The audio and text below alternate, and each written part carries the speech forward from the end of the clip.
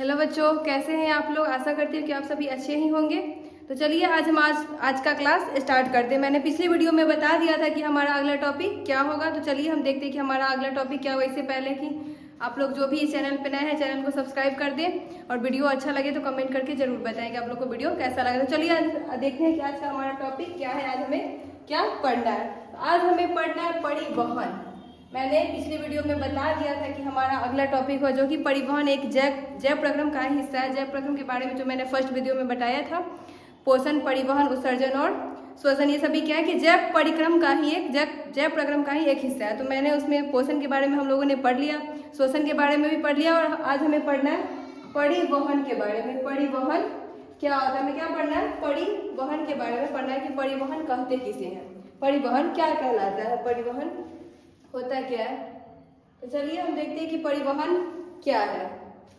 उपयोगी पदार्थों, पहले तो हम ये समझ लें कि आवागमन कह सकते हैं। जो क्या होता है परिवहन, एक कह सकते हैं कि रक्तों का आदान प्रदान या रक्त या जो पेड़ पौधे में भी होते हैं तो आवागमन कह सकते हैं, आदान प्रदान की क्रिया कह सकते हैं, वो सब क्या कहलाता है, परिवहन कहलाता है। तो चलिए हम सही से पढ़ते हैं कि परिवहन है क्या। उपयोगी पदार्थों का उनके मूल स्रोतों से, कहाँ से, उनके मूल स्रोतों से शरीर की प्रत्येक कोशिका तक पहुंचाने तथा अनुपयोगी और हानिकारक पदार्थों को कोशिका से निकालने की क्रिया को क्या कहते हैं, परिवहन करते हैं। कहने का मतलब कि जो उपयोगी पदार्थ हैं, जो हमारे शरीर में उपयोगी पदार्थ हैं, उनको कहाँ तक पहुंचाना, कोशिका तक पहुंचाना।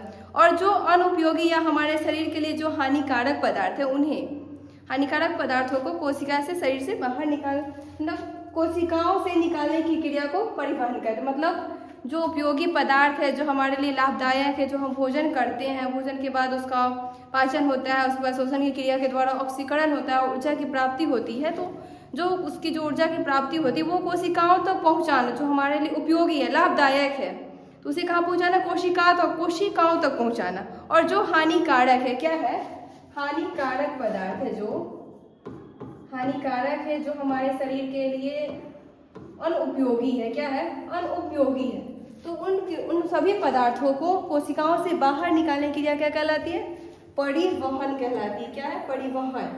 अब क्या है कि और जिस अंग के द्वारा परिवहन की क्रिया होती है, जैसे हमने पढ़ा था कि जिस अंग के द्वारा भोजन का पाचन होता है उसे पाचन तंत्र कहते हैं, जिसके द्वारा श्वसन की क्रिया होती है उसे श्वसन तंत्र कहते हैं। उसी प्रकार जिस अंग के द्वारा परिवहन की क्रिया होती है उसे क्या कहते हैं, परिवहन तंत्र कहते हैं। क्या कहते हैं, परिवहन तंत्र कहते हैं।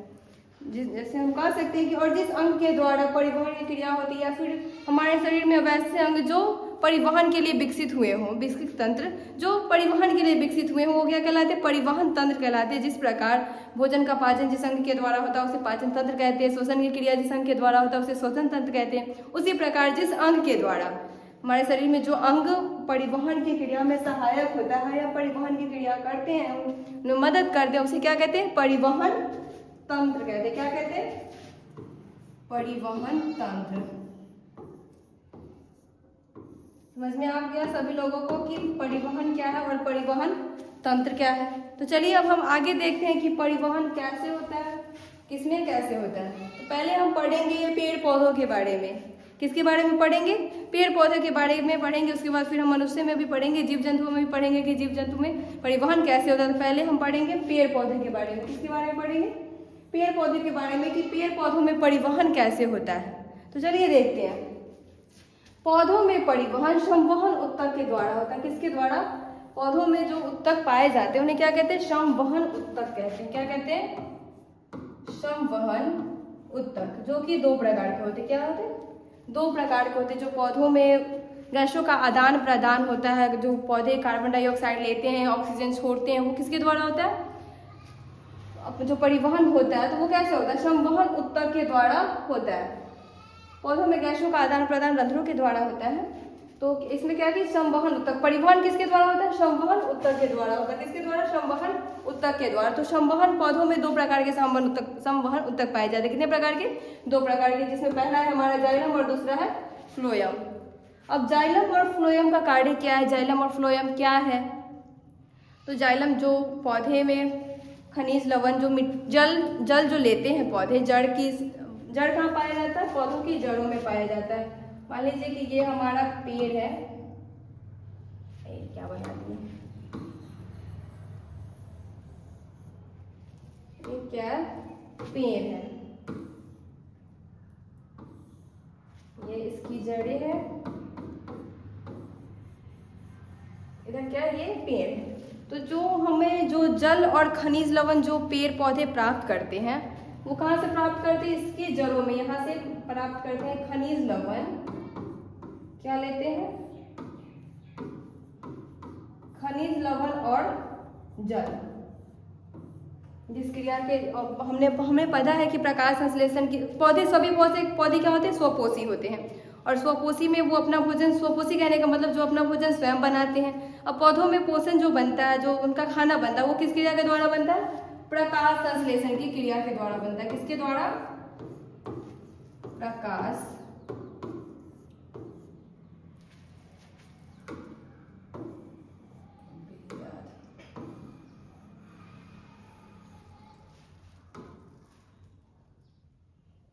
पौधों में जो भोजन बनता है वो किसके द्वारा बनता है, प्रकाश संश्लेषण की क्रिया के द्वारा बनता है। तो प्रकाश संश्लेषण की क्रिया में आवश्यक तत्व कौन कौन से हैं, हमें पता है कि प्रकाश संश्लेषण की क्रिया में आवश्यक तत्व पहला हमारा सूर्य का प्रकाश, जल, क्लोरोफिल और कार्बन डाइऑक्साइड है। और इसमें जिसमें हमें क्या पढ़ना है, जल के बारे में। तो जो प्रकाश संश्लेषण की क्रिया में जल की आवश्यकता पड़ती है, वो जल आता कहाँ से, तो वो जल पौधों की जड़ों से आता है। कहाँ से, पौधों की जड़ों से। तो अब जड़ों से पौधों की पत्तियों तक, क्योंकि प्रकाश संश्लेषण की जो क्रिया होती है वो पौधों के पत्तियों में होती है। कहाँ होती है, पत्तियों में। तो पत्तियों तक जल पहुँचता कैसे, जो खनिज लवण है, जल है, वो पत्तियों तक पहुँचता कैसे, उसे पत्तियों तक लेके कौन जाता है, तो उसे पत्तियों तक लेके जाता है हमारा जाइलम उत्तक, जिसे संवहन उत्तक या संवहन मंडल के नाम से जाना जाता है। उसे लेके कौन जाता है, जाइलम उत्तक। जाइलम उत्तक का कार्य क्या है, जाइलम उत्तक का कार्य ये है कि वो पौधों से सारे जल और खनिज लवणों को कहाँ पहुंचाएगा, पत्तियों तक पहुंचाएगा। और दूसरा हमारा है फ्लोएम उत्तक। अब ये फ्लोएम उत्तक क्या है, तो फ्लोएम उत्तक का कार्य है पौधों में जो प्रकाश संश्लेषण की क्रिया के द्वारा पौधों के पत्तियों में जो भोजन बनता है, जिसमें ग्लूकोज का निर्माण होता है, वो सभी जो भोजन बनता है उसे क्या करते हैं कि फ्लोएम का कार्य पत्तियों में बने भोजन को पौधों के विभिन्न भागों में पहुंचाना, उस जड़ तक पहुंचाना, उसके डल, उसकी दूसरी टहनियों तक पहुंचाना, उसकी सभी शाखाओं, मतलब पौधे के पूरे भाग में पहुंचाना। किसका काम है, फ्लोएम का। जाइलम का क्या कार्य है, जाइलम का कार्य है कि जड़ से जल और खनिज लवणों को, जिसमें बहुत सारे कार्बनिक और अकार्बनिक पदार्थ मिले होते हैं, जैसे नाइट्रोजन, फास्फोरस, कैल्शियम, ये सभी मिले होते हैं खनिज लवण में। तो उसका इन सबको पत्तियों तक कौन लेके जाता है, जाइलम लेके जाता है। और फ्लोएम का क्या कार्य है, पत्तियों में बने भोजन को पौधों के विभिन्न भागों में पहुंचाना। ये किसका कार्य है, फ्लोएम का कार्य। तो हमने देख लिया कि पौधों में परिवहन किसके द्वारा होता है। चलिए हम देखते हैं जाइलम तथा फ्लोएम में अंतर। मैं अभी बता दी कि जाइलम और फ्लोएम का कार्य क्या है, जाइलम और फ्लोएम किसे कहते हैं। तो जाइलम और फ्लोएम में अंतर क्या है, तो पहला इसकी कोशिका मृत होती है। जो जाइलम उत्तक होता है वो क्या होता है, उसकी कोशिका मृत मतलब मरी हुई होती है। दूसरा है यह जल एवं घुलित खनिज लवणों का स्थानांतरण करता है। मैंने अभी बताया कि जल का कार्य क्या है, जल और खनिज लवणों को जड़ से लेकर पत्तियों तक पहुंचाना। तीसरा है इसमें जल एवं घुलित खनिज लवणों को बहाव ऊपर की ओर होता है। कहाँ पे होता है, ऊपर की ओर। अगर ये जड़ नीचे है, अगर मान लीजिए कि हम पौधे बनाते हैं, पेड़ है कोई भी, तो उसका जड़ कहाँ होता है, नीचे की ओर होता है।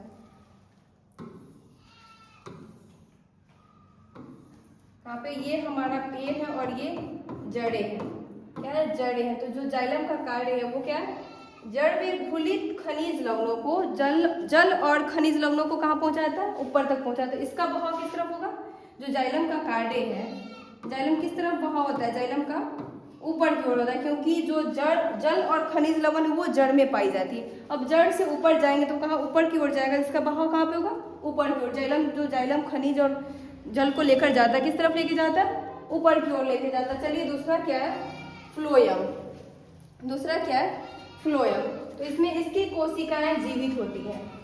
जाइलम की कोशिकाएं मृत होती है और फ्लोएम की कोशिकाएं क्या होती है, जीवित होती है। दूसरा यह खाद्य और पदार्थों का स्थानांतरण करता है।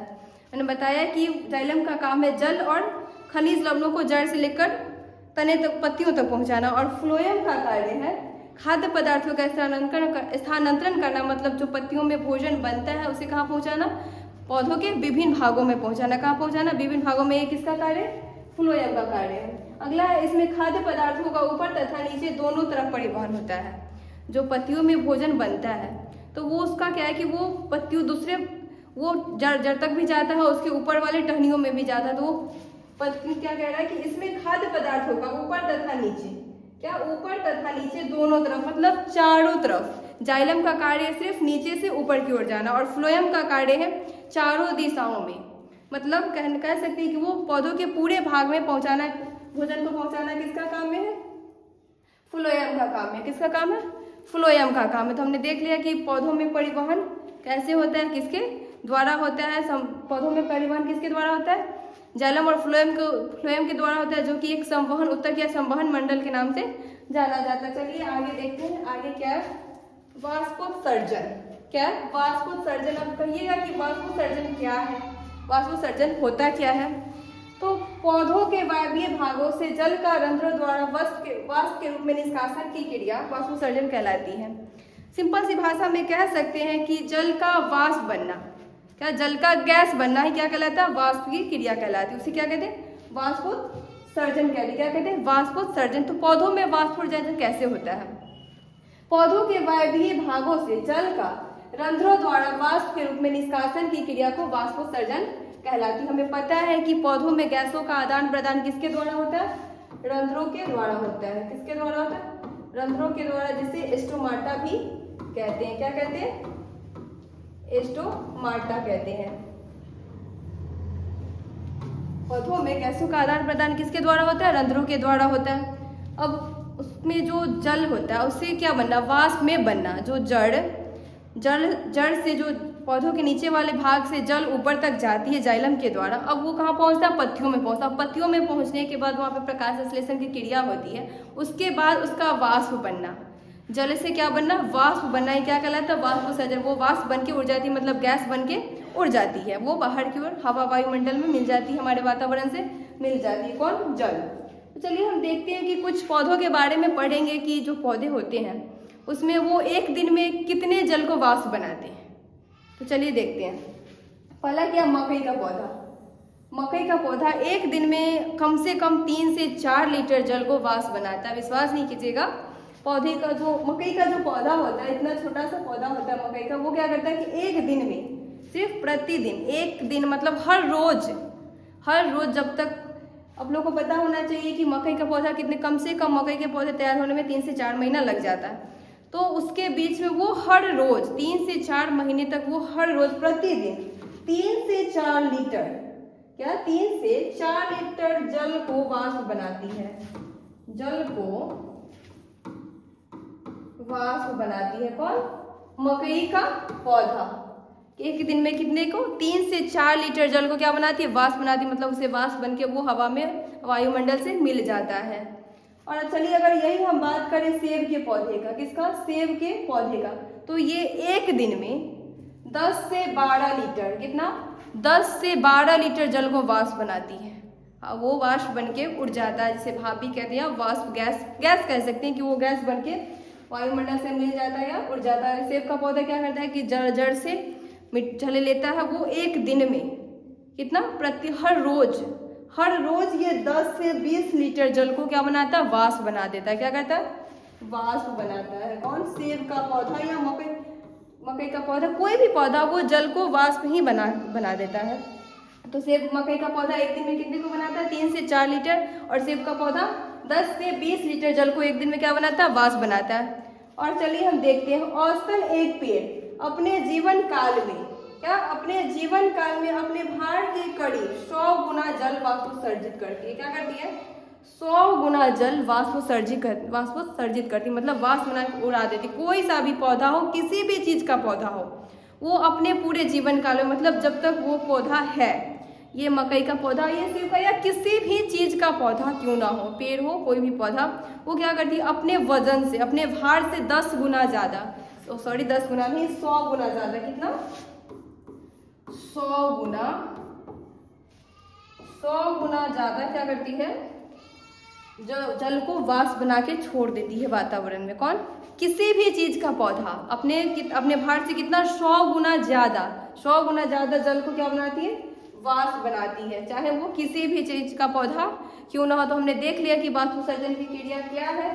आगे हमने पढ़ लिया कि पौधों में परिवहन कैसे होता है, इसके बारे में पढ़ा, पौधों में पढ़ा कि पौधों में परिवहन कैसे होता है। अब हम देखेंगे जंतुओं में परिवहन के बारे में, जीव जंतु होते हैं उसमें परिवहन कैसे होता है। तो जीव जंतुओं में परिवहन रक्त के द्वारा होता है। किसके द्वारा होता है? रक्त कहने का मतलब जिसे खून या इंग्लिश में ब्लड बोला जाता है, रक्त को ही क्या कहते हैं? खून या ब्लड, जिसके द्वारा मनुष्य या किसी भी जीव में क्या होता है? परिवहन की क्रिया होती है। किसके द्वारा होती है? रक्त के द्वारा होती है। अब चलिए कि रक्त क्या है, रक्त के बारे में हम जान लें, जिसे खून कहते हैं। तो रक्त का पीएच मान कितना होता है? 7.4 होता है। तो ये 7.4 क्या होगा? क्षारीय होगा। हमें पता है कि जो 1 से लेकर 7 तक होगा वो क्या होगा? अम्लीय होगा, और जो जिसका मान 7 पूरा 7 होगा वो उदासीन होगा, लेकिन जिसका 7 से ज्यादा होगा वो क्या कहलाएगा? क्षारीय कहलाएगा। तो रक्त कैसा होता है? जो हमारा खून होता है, हमारे शरीर में जो ब्लड होता है वो कैसा होता है? क्षारीय होता है। कैसा होता है? क्षारीय होता है। अब मनुष्य में औसतन कितने ब्लड पाए जाते हैं? तो मनुष्य में लगभग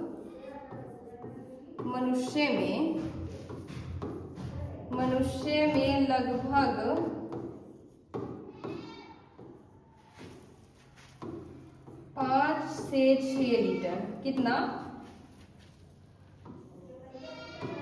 5 से 6 लीटर रक्त पाया जाता है। कितना? 5 से 6 लीटर रक्त पाया जाता है। किसमें? मनुष्य में। कितना है? 5 से 6 लीटर रक्त। जो हमारा शरीर है उसमें कितने रक्त पाया जाता है? 5 से 6 लीटर रक्त पाया जाता है। एक बात और की लड़कियों की अपेक्षा लड़कों में ब्लड या क्या थोड़ी सी मात्रा ज़्यादा, लड़कियों में जो लड़कों की अपेक्षा होती है वो एक या आधा लीटर ब्लड कम पाया जाता है। किसमें? लड़कियों में। अब ऐसा नहीं है कि लड़कियों में ब्लड कम होता है तो लड़कियां कमजोर होती, नहीं, ऐसा नहीं है, लड़कियां बहुत स्ट्रांग होती है। तो मनुष्य में कितने? लगभग 5 से 6 लीटर रक्त पाया जाता है। बस थोड़ी सी लड़कों की अपेक्षा लड़कियों में ब्लड की मात्रा थोड़ी सी कम होती है, इसमें लड़कों में। अब रक्त के बारे में हमने देख लिया कि रक्त, इसका पीएच मान कितना है, रक्त मनुष्य में रक्त कितना होता है। चलिए हम देख लेते कि रक्त के प्रकार। तो रक्त को ऐसे 2 भागों में बांटा गया है। कितने भागों में? 2 भागों में। एक इसका ठोस और तरल भाग है। क्या? एक जो है कि ठोस है और दूसरा तरल भाग है, जिसे प्लाज्मा कहा जाता है। क्या कहा जाता है? प्लाज्मा। रक्त के तरल भाग को क्या कहा जाता है? प्लाज्मा कहा जाता है। और जो रक्त का ठोस भाग होता है उसमें 3 आ जाते हैं। कितने आते हैं? 3। जो इसका ठोस भाग होता है, ठोस, उसमें आएगा आपका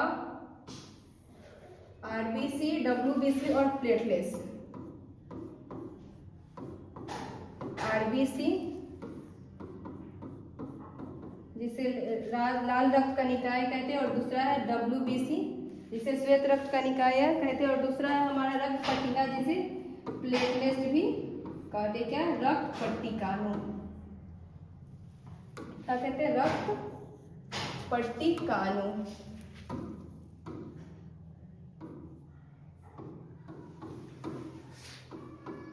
तीसरा क्या है? रक्त पट्टिकाणु। तो आरबीसी क्या है कि आरबीसी का जीवन काल 20 से 120 दिन होता है। जो हमारा श्वेत लाल रक्त कणिकाएं होती है उसका जीवन काल कितना होता है? आरबीसी का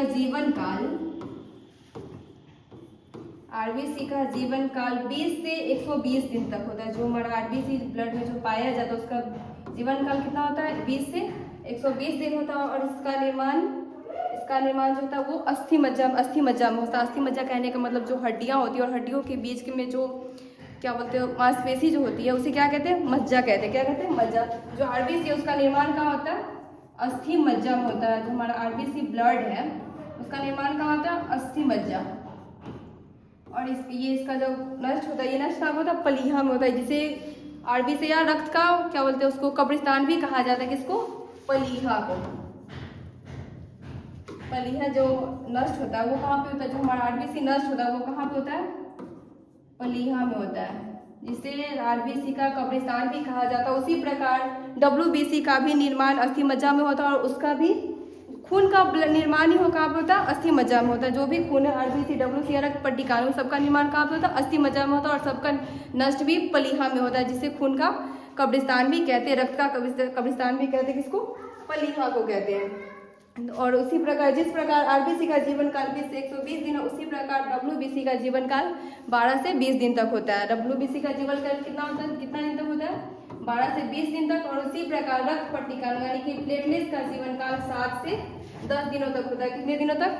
7 से 10 दिनों तक। तो खून का निर्माण कहाँ पे होता है? अस्थि मज्जा में होता है। उसका नष्ट कहाँ पे होता है? वो मरता कहाँ पे? तो पलीहा में मरता है। डब्ल्यूबीसी का जीवन काल 12 से 20 दिन, आरबीसी का जीवन काल 20 से 120 दिन और रक्त पट्टिकाओं यानी कि प्लेटलेट्स का जीवन काल 7 से 10 दिन। तो चलिए आज का हमारा क्लास यहीं पे समाप्त होता है और अगर हमारा अगला टॉपिक होगा मनुष्य में हृदय, उसकी संरचना कैसे हुई, कब हुई। वीडियो देखने के लिए आप सबका बहुत बहुत धन्यवाद।